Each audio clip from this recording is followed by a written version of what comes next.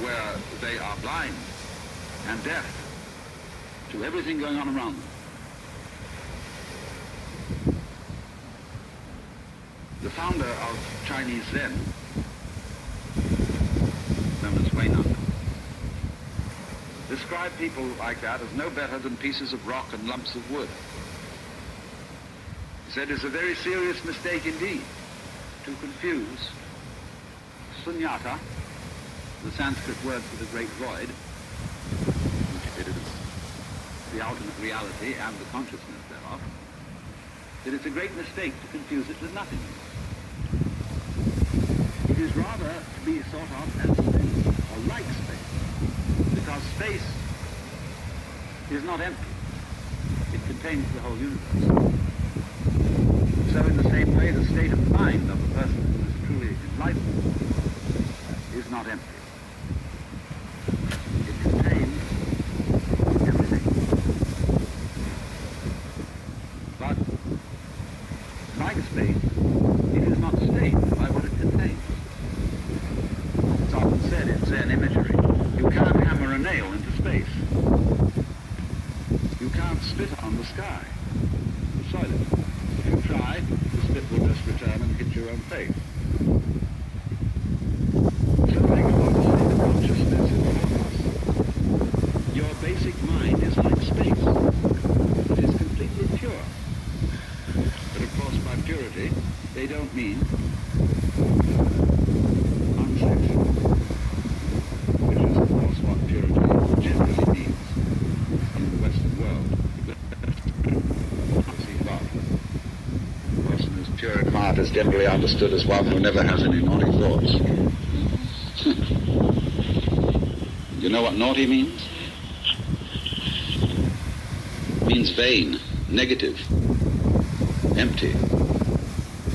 A naughty person, therefore, is one who doesn't amount to anything. It's just nothing. That's the real meaning. But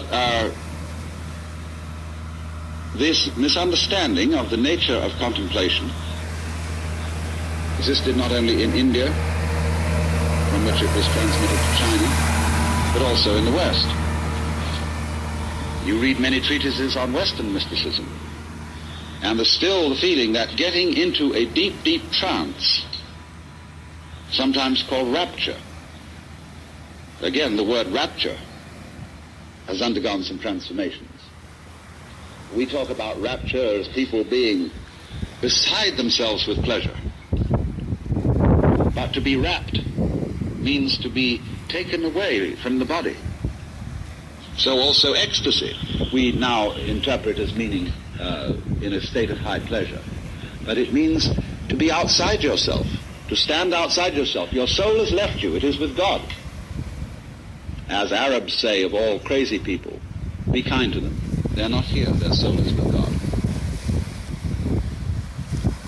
But actually, if it can be true, as Buddhists say, that nirvana and samsara are one, and if it can be true, as Christians say, that the spirit can be made flesh, the word can be made flesh, then obviously the highest form of man is not sitting in a trance like a lump on a log, with a perfectly blank mind. Because if that were the highest state of consciousness, it would be an exclusive state of mind. A state of mind that shuts out life. And in that sense it could not qualify for being what the Hindus call non-dualistic. They always speak of the highest reality as being not one, because one excludes many. Not nothing, because nothing excludes something. Not being, because being excludes non-being, and vice versa. And so they use this word non-dual to mean that which doesn't exclude anything, which, as it were, has no outside. As we say, space has no outside. You can only have outsides inside space.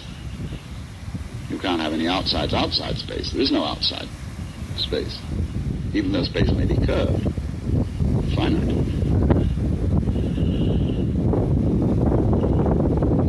So, if you want to think in incidentally, about curved space, go and take a look at a photograph in the Life, a book on mathematics, where there's a picture of a Klein bottle, which is a three-dimensional Möbius strip.